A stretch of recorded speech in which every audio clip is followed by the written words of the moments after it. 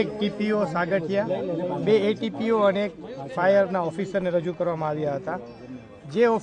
જે અધિકારીઓનો રોલ જોવામાં આવે તો ટીપીઓ દ્વારા 2023માં સદર બાંધકામ ગેરકાયદેસર હોવાનું જાણવા છતાં તે બાંધકામ પાડી દેવાનું જણાવવા છતાં તે બાંધકામમાં કોઈ જ આગળની કાર્યવાહી કરવામાં આવેલ ન હતી, જે બાબતે તેમની વિશેષ પૂછપરછ કરવાની જરૂરિયાત છે।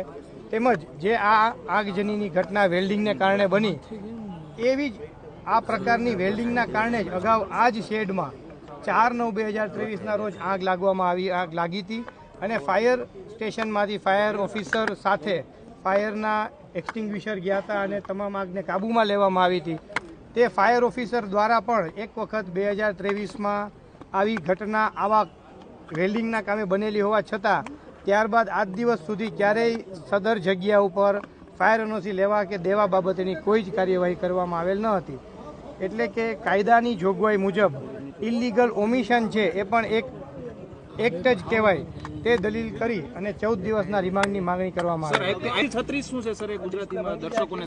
કોઈ વ્યક્તિને ફરજના ભાગરૂપે એક માણસને જમવાનું દેવું જોઈએ અને જમવાનું ન દે કોઈ અધિકારી, તો એને ખ્યાલ છે કે જમવાનું ન દઈએ તો આ માણસનું મૃત્યુ થઈ શકે, તો એવા ઇલીગલ ઓમિશન ને પણ એક એક્ટની વ્યાખ્યા આપવામાં આવી છે।